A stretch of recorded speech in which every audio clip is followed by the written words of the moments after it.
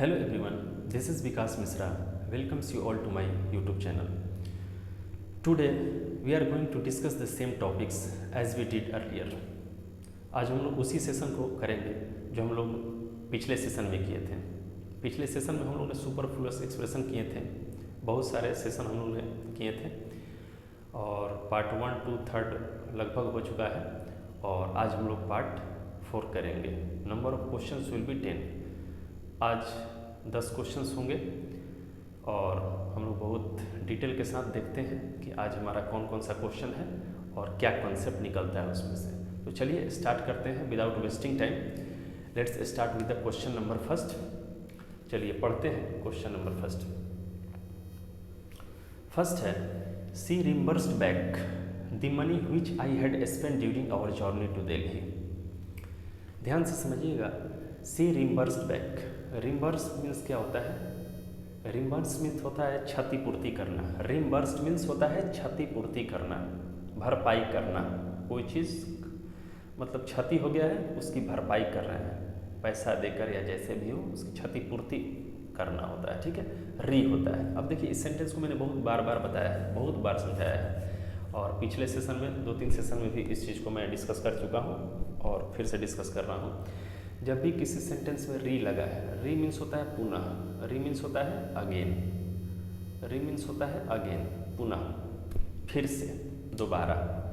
जैसे repeat the question again, वो question मैंने कराया था, रिपीट तो री लगा हुआ है, यहाँ रिम्बर्स री लगा हुआ है, रीबर्थ री लगा हुआ था, रीगेन मीन्स री लगा हुआ है, सब में री लगा है। री मीन्स होता है पुनः, again, back, re means again या बैक। जैसे रिटर्न तो कम बैक, बैक हुआ, ठीक है।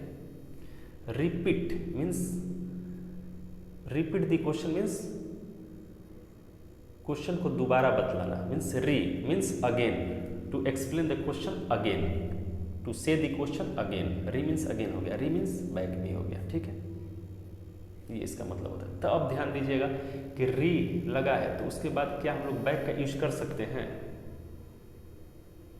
तो यहाँ पर बैक जो होता है सुपरफ्लुअस हो जाएगा, बैक को हम लोग हटा देंगे, एलिमिनेट कर देंगे। We will eliminate the word back, क्योंकि बैक की यहाँ कोई रिक्वायरमेंट नहीं है। बैक यदि हटा देते हैं तब जाके राइट एक्सप्रेशन ऑफ वर्ड हो जाएगा, ठीक है। तो यहाँ हमारा पार्ट ए में एरर हो जाएगा कि हम लोग सी रिम्बर्स बोल सकते हैं, बैक नहीं बोलेंगे, क्योंकि रिम्बर्स मीन्स होता है क्षतिपूर्ति करना, अगेन होता है, बैक होता है। तो यहाँ बैक दोबारा यूज नहीं करेंगे। She reimbursed the money which I had spent during our journey to Delhi. हम लोग दिल्ली गए थे, दिल्ली की जर्नी पर निकले थे, दिल्ली के सफ़र पे हम लोग गए थे, ठीक है। उस दरमियान, ड्यूरिंग मीन्स दरमियान, उस समय जो पैसा मैंने स्पेंड किया था उसको मतलब कि सी रिम्बर्स्ड द मनी, वो पैसा मतलब कि रिम्बर्स कर रही, क्षतिपूर्ति कर रही है, भरपाई कर रही है, मुझे दे रही है। विच आई हैड स्पेंट, जो मैंने खर्च किया था उसके लिए, तो वो पैसा मुझे वो दे रही है, रिम्बर्स कर रही है।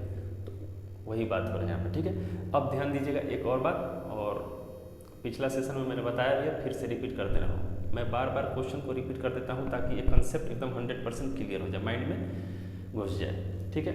देखिए विच आई हैड स्पेंट, देखिए मैंने बताया कि had means axillary verb, has, have, had, ठीक है। ये तीनों दिख जाए, उसके बाद यदि वर्ब आता है वो थर्ड फॉर्म होता है। देखिए जो स्पेंट आया है वर्ब का थर्ड फॉर्म है, वर्ब का ये थर्ड फॉर्म है, means present past, past participle, means V3 means past participle और V2 होता तो पास्ट होता है, और वर्ब का फर्स्ट मीन्स प्रेजेंट होता है, ठीक है। प्रेजेंट पास्ट, पास्ट पार्टिसिपल, तो ये हमारा पास्ट पार्टिसिपल है, भी का थर्ड फॉर्म है। ये कैसे जाने?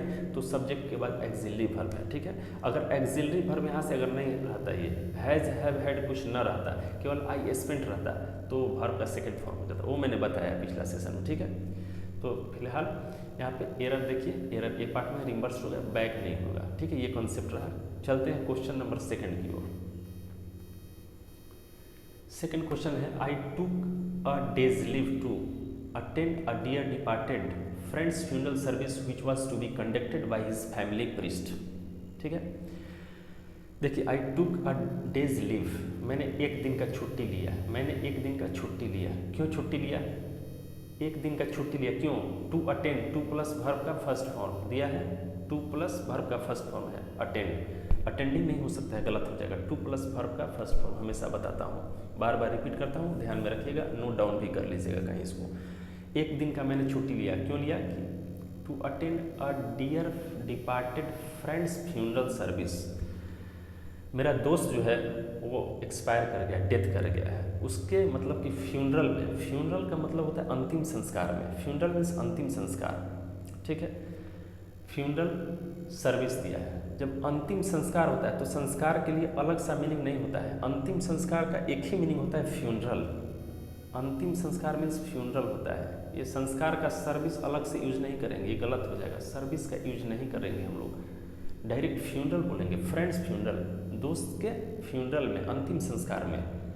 तो अंतिम संस्कार जो है फ्यूनरल, विच मीन्स अंतिम संस्कार के लिए आया है, फ्यूनरल के लिए आया है, which was to be conducted by his family priest, उसके फैमिली प्रीस्ट जो हैं सब, जो उनके घर में काम कराते हैं, उनके द्वारा कंडक्टेड हुआ है, ठीक है, जो कंडक्ट होना था उसमें वो मतलब अटेंड किए, उसके लिए वो एक दिन का छुट्टी मतलब मांग रहे हैं, लिए थे, ठीक है। तो यहाँ पे ध्यान दीजिएगा कि फ्यूनरल के बाद सर्विस का यूज नहीं करते, डायरेक्ट फ्यूनरल लिखते हैं, service is a wrong use of word with funeral, funeral के साथ हम सर्विस नहीं करते हैं। लोग सोचेंगे फ्यूनरल मीन्स अंतिम हो गया, सर्विस मीन्स संस्कार हो गया, फ्यूनरल सर्विस, ऐसे नहीं, गलत हो जाएगा, डायरेक्ट फ्यूनरल बोलिए, डायरेक्ट फ्यूनरल बोलिए, सर्विस का यूज नहीं करते हैं। चलिए नेक्स्ट क्वेश्चन की ओर, क्वेश्चन नंबर है थर्ड, क्वेश्चन थर्ड है, the last project of the company was equally as successful as the first project. यहाँ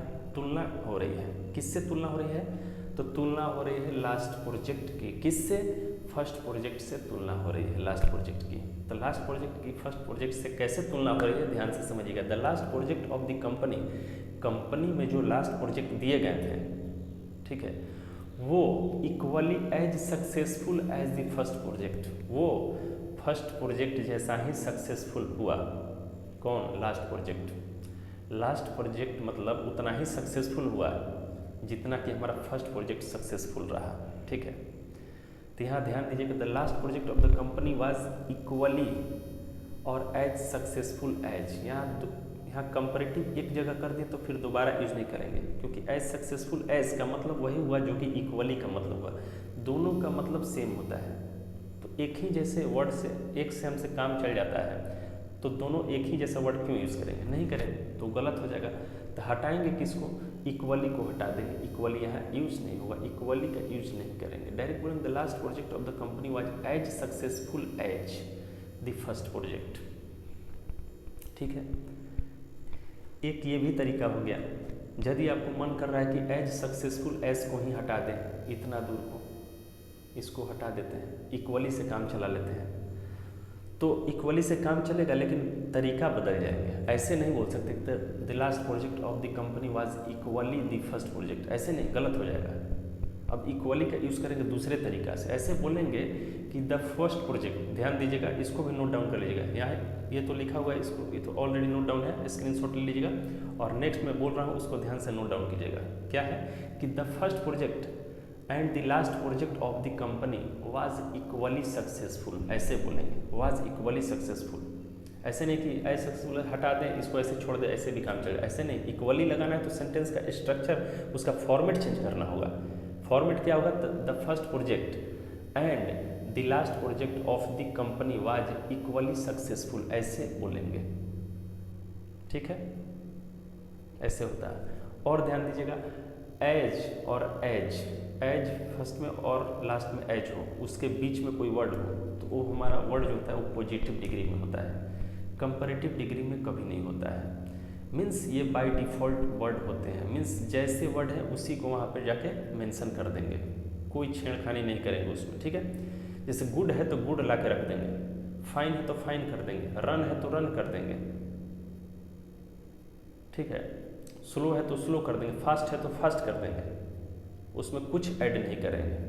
ज्यों है ज्यों का त्यों, ज्यों का त्यों का मतलब हुआ बाय डिफ़ॉल्ट, जैसे है वैसे छोड़ देंगे, कुछ छेड़छाड़ नहीं करेंगे, ठीक है। अब ध्यान दीजिए, ये हो गया। तो यहाँ एरर कहाँ है, किस पार्ट में है? पार्ट सी में एरर हो जाएगा कि इक्वली यहाँ से हट जाएगा, या फिर इक्वली होगा तो मैंने बता दिया, उसको नोट डाउन कर लीजिएगा। अब चलिए क्वेश्चन नंबर 4 की ओर। क्वेश्चन 4 क्या कह रहा है? माई फादर आस्क्ड मी, मेरे पिताजी मुझसे पूछते हैं, क्या पूछते हैं? माई फादर आस्क्ड मी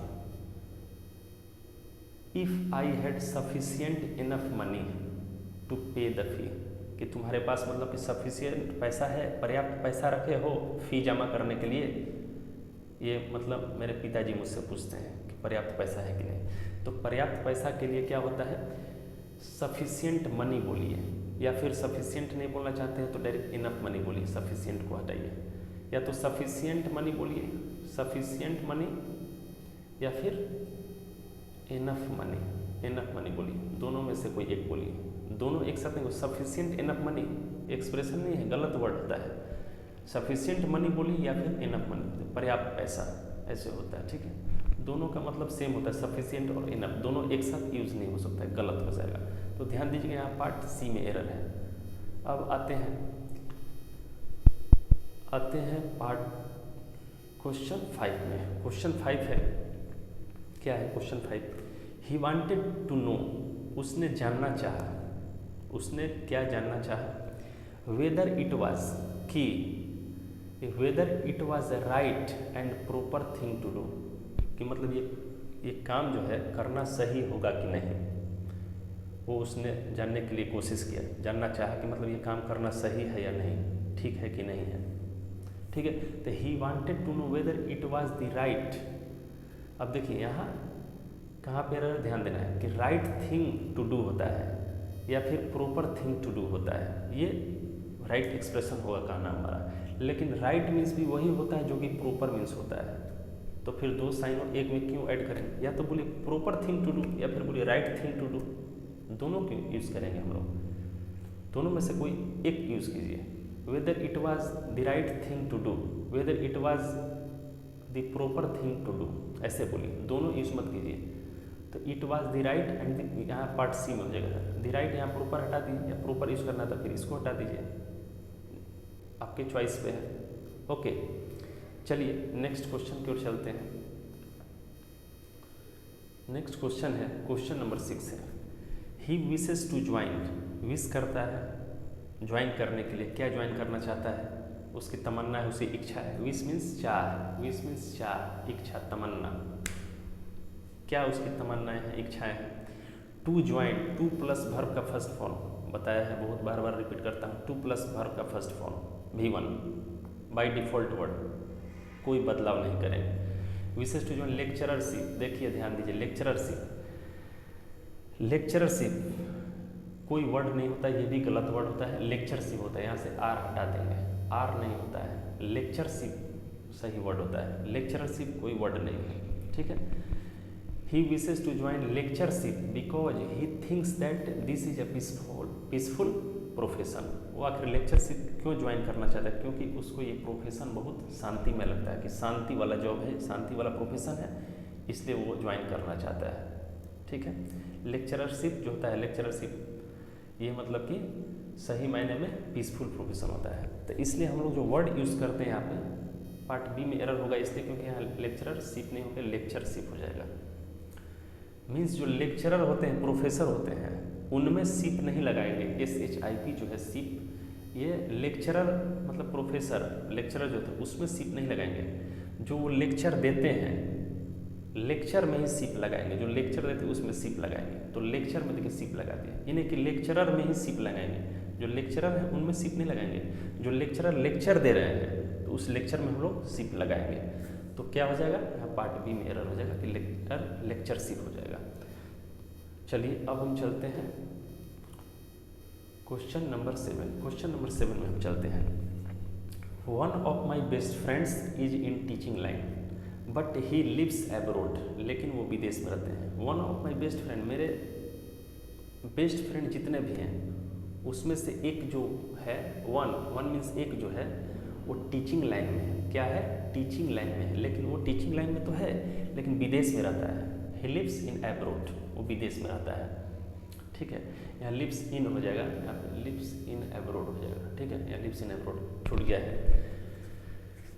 तो देखिए एक होता है बेस्ट फ्रेंड होता है, एक one of my best friend होता है। दोनों में क्या अंतर होता है? बेस्ट फ्रेंड में सबसे अच्छा दोस्त, एक को भी बोल सकते हैं, लेकिन one of my best friend मतलब बेस्ट फ्रेंड की लिस्ट बहुत सारे हैं, 1 2 3 4, उसमें से एक जो है बेस्ट फ्रेंड की लिस्ट बहुत सारे हैं, मतलब अच्छे अच्छे दोस्त मेरे हैं, उसमें से एक जो है वो टीचिंग लाइन में है, बाकी का अलग प्रोफेशन। मैं एक की बात कर रहा हूँ, मेरे जितने भी बेस्ट फ्रेंड हैं उसमें से मैं एक की बात कर रहा हूँ, वन की बात कर रहा हूँ। बेस्ट फ्रेंड तो हैं लेकिन मैं एक की बात कर रहा हूँ, क्या है? टीचिंग लाइन में है। ध्यान दीजिएगा, यहाँ पे नोट डाउन कीजिएगा। वन ऑफ, देखिए वन ऑफ यदि आता है, वन ऑफ, उसके बाद जो डिग्री होता है हाईएस्ट डिग्री होता है superlative degree. One of the good नहीं होता है, कभी कभी गुड लगा के क्वेश्चन पूछ देता है, one of my good friend, one of my better friend, ऐसे गलत हो जाएगा, one of my best friend होगा, क्योंकि वन ऑफ के बाद सबसे हाईएस्ट डिग्री सुपरलेटिव डिग्री कहीं यूज़ करते हैं। तो देखिए ऑलरेडी दिया हुआ है। और जो नाउन आता है, देखिए फ्रेंड एक नाउन है, फ्रेंड क्या है? एक नाउन है। नाउन जो होता है ना, ये हमारा प्लूरल हो जाता है, ये सिंगुलर कभी नहीं रहेगा। यदि वन ऑफ आ गया तो डिग्री अगर आएगा तो हाईएस्ट डिग्री सुपरलेटिव, और नाउन आएगा तो प्लूरल आएगा। देखिए एस लगा हुआ है, फ्रेंड में एस लगा हुआ है, फ्रेंड्स होता है, फ्रेंड नहीं होगा। वन ऑफ के स्ट्रक्चर के बाद प्लूरल नाउन का यूज़ करते हैं, ठीक है। तो ये तो ऑलरेडी दिया है, एरर नहीं है, ठीक है। तो देखिए अब देखिए one of my best friend is in teaching line में है। देखिए यहाँ भी हम लोग अक्सर सुनते हैं टीचिंग लाइन, यही हम लोग गलत सुनते हैं और गलत यूज़ कर देते हैं, और एग्जाम में ये आता है, हम इसको सही मार्क आ जाते हैं, जबकि ये गलत होता है। कोई भी बोलता है मेरा दोस्त टीचिंग लाइन में है, मेरा भाई टीचिंग लाइन में है, ऐसे लोग बोल देते हैं, जबकि टीचिंग लाइन कोई वर्ड नहीं है, ये सुपरफ्लुअस एक्सप्रेशन है, रॉन्ग यूज ऑफ वर्ड है। इसका होता क्या है? टीचिंग प्रोफेशन होता है। He is in teaching profession, वो टीचिंग प्रोफेशन में है। मेरे दोस्त में से जो एक है, मेरे बेस्ट फ्रेंड की लिस्ट में से जो एक है, वो टीचिंग प्रोफेशन में है, he is in teaching profession हो जाएगा। ये राइट यूज ऑफ वर्ड होता है, बोलना है, ये सही होता है। टीचिंग लाइन कोई वर्ड नहीं है, गलत है, टीचिंग प्रोफेशन है, लेकिन कोई बोलता ही नहीं है। प्रोफेशन सब लोग सुने, लाइन भी सुने, लेकिन टीचिंग के साथ कोई प्रोफेशन बोलता ही नहीं है। टीचिंग के साथ हमेशा लाइन ही लोग बोलते हैं, ये गलत होता है, ठीक है। तो चलिए अब नेक्स्ट क्वेश्चन की ओर आते हैं। इसमें देखिए मैंने बताया है पार्ट बी में, ठीक है। अब चलिए क्वेश्चन है हमारा 8 है, क्वेश्चन 8 है। नाउ एडेज, नाउ एडेज मीन्स क्या होता है? नाउ एडेज मीन्स क्या होता है? नाउ एडेज मीन्स होता है these days. These days means आजकल वह, आजकल वह है, ही। नाउ एडेज ही या दीज डेज वह क्या कर रहे हैं? इज लिविंग इन फॉरेन, आजकल वो विदेश में रह रहे हैं। आजकल वो कहाँ रह रहे हैं? विदेश में। He is living in foreign, he is living. देखिए लिविंग का स्पेलिंग गलत है, LIVI हो जाएगा, लिविंग। लिव मीन्स छोड़ना होता है जगह, ठीक है, वो गलत है। लिविंग मीन्स रहना, LIVING, वो गलत वहाँ पे लिखा गया है मिस स्पेल्ड से। वहाँ हो जगह है आजकल वह कहाँ रह रहे हैं? विदेश में रह रहे हैं। बट हिज पेरेंट्स, लेकिन उनके माता पिता कहाँ रह रहे हैं? स्टिल, अभी भी इंडिया में ही रह रहे हैं। मतलब उनका बेटा जो है विदेश में रह रहा है, फॉरेन में, कहाँ रह रहा है? विदेश में, लेकिन उनके माता पिता स्टिल लिव इन इंडिया। देखिए लिव तो यहाँ पे LIVE होगा, ठीक है, गलत से मतलब टाइप हो गया है, LE, ठीक है, LIVE होगा। अब देखिए यहाँ क्या गलती है, ध्यान दीजिए। देखिए जब भी फॉरेन में आप बात करते हैं कि वो विदेश में रहते हैं, तो फॉरेन के बाद आपको यूज़ करना होगा कंट्री का। नहीं बोलता कि वो फॉरेन कंट्री में रहते हैं, विदेश में रहते हैं, ऐसे बोलते हैं फॉरेन में रहता है, मेरा दोस्त फॉरेन में है, ठीक है। तो फॉरेन के साथ अक्सर हम लोग कंट्री का यूज करते हैं। फॉरेन एक एडजेक्टिव है और कंट्री एक नाउन है, तो एडजेक्टिव प्लस नाउन का यूज़ करते हैं। एडजेक्टिव प्लस नाउन का यूज़ करते हैं तो फॉरेन कंट्री हो जाएगा, ठीक है। तो कंट्री नहीं दिया हुआ है कहीं भी, देखिए फॉरेन के बाद डायरेक्ट मतलब बी ऑप्शन दे दिया है, कंट्री नहीं दिया, तो यहाँ पार्ट बी में एरर हो जाएगा, फॉरेन कंट्री हो जाएगा। या फिर कंट्री नहीं दिया है तो डायरेक्ट आप एब्रोड लिखिए। एब्रोड मीन्स विदेश होता है, ABROAD, एब्रोड का मतलब क्या होता है? विदेश। एब्रोड मीन्स विदेश। Now it is he is living in abroad, ऐसे बोलिए, एब्रोड में रहते हैं। या फिर अगर फॉरेन बोलना है तो डायरेक्ट फॉरेन ऐसे मत बोलिए, फॉरेन कंट्री बोलिए, फॉरेन कंट्री। आप सुनेंगे बहुत लोग से कि वो फॉरेन कंट्री में रहता है, ये कभी नहीं सुनेंगे वो एब्रोड कंट्री में रहता है, क्योंकि एब्रोड मीन्स ऑलरेडी विदेश में रहता है। एब्रोड में रहता है, he lives in abroad country, abroad country में नहीं रहता है, एब्रोड में रहता है ऐसे बोलता है, या फिर फॉरेन कंट्री में रहता है। ठीक है, तो यहाँ पार्ट बी में एरर है। चलिए नेक्स्ट क्वेश्चन देखते हैं, क्वेश्चन नंबर 9। क्वेश्चन नंबर 9 है the passing marks of this paper. इस पेपर में हम लोग एग्जाम दे रहे हैं, वो पेपर में जो पासिंग मार्क्स है आर 33 लाइएगा तब पास कीजिएगा। बट यू हैव गॉट, लेकिन आपको कितना आया है, but you have got just 30, 33 पे पास है 33 पे, लेकिन आपको 30 ही आया, इसका मतलब फेल कर गए। तो इसका मतलब यहाँ एक टर्म दिया कि पासिंग मार्क्स। पासिंग मार्क्स कोई एक्सप्रेशन नहीं है, ये पास मार्क्स होता है। पास मार्क्स, पासिंग मार्क्स गलत यूज़ होता है, ये सुपरफ्लुअस हो जाएगा, रिडंडेंट हुआ है, यूजलेस हो जाएगा, ठीक है, बेकार हो जाएगा, अनइम्पॉर्टेंट हो जाएगा। तो यहाँ पासिंग हटा देंगे, हम लोग पास मार्क्स का यूज करेंगे। ओके, चलिए next question and the last question. Question number 10 है ही रैन, उसने दौड़ा, as fastly as he could to win the race, ताकि वो रेस में जीत सके, बट अल्टीमेटली ही लॉस्ट, लेकिन वो अंत में वो लॉस्ट कर गया, वो जीता नहीं रेस, हार गया। मतलब ही लॉस्ट मीन्स हार गया, वो विन नहीं किया, विन मीन्स जीतना, लॉस्ट मीन्स हार जाना, लेकिन वो हार गया। वो सोचा कि वो जीत जाएगा, इतना तेज़ दौड़ा, ठीक है, इतना तेज़ दौड़ा कि वो सोचा कि हम जीत जाएंगे, लेकिन अल्टीमेटली वो क्या है, हार गया, लॉस्ट कर गया। तो अब यहाँ कॉन्सेप्ट मैंने प्रीवियस क्वेश्चन में ही बताया, इसी सेशन में प्रीवियस क्वेश्चन में बताया मैंने कि एज और एज फर्स्ट में और लास्ट में, जब उसके बीच में कोई वर्ड आ जाए तो उस वर्ड को हम कोई छेड़छाड़ नहीं करेंगे, बाय डिफ़ॉल्ट का यूज़ करते हैं, जो वर्ड होता है उसी को यूज़ करेंगे। जैसे यहाँ देखिए फास्टली दे दिया, मैंने क्या बताया, एज है तो फास्टली, LY नहीं करेंगे, कुछ नहीं करेंगे, फास्ट तो फास्ट, स्लो तो स्लो, गुड तो गुड, यानी कि गुड का बेटर कर देंगे, ऐसे नहीं, कुछ चेंज नहीं करेंगे, कोई बदलाव नहीं, जैसे है वैसे छोड़ देंगे, जैसे है वैसे छोड़ देंगे। He ran as fast as he could to win, तो यहाँ पार्ट ए में एरर हो जाएगा। जैसे हम लोग बोलते हैं as fast as slow as soon as good as well as, ऐसे बोलते हैं। तो वेल को कहाँ हम लोगों ने बदलाव किया, वेल को वेल ही बोले, एज वेल एज गुड को कहाँ बदले, गुड तो गुड, एज फास्ट को कहाँ बदले, as slow as soon as sooner as नहीं होगा, एज सुन एज होगा, ठीक है, तो वैसे होता है। तो चलिए आज का हमारा सेशन यही एंड होता है, और जितना भी मैंने क्वेश्चन कराया सब इम्पोर्टेंट है, एकदम मोस्ट इम्पोर्टेंट क्वेश्चंस है।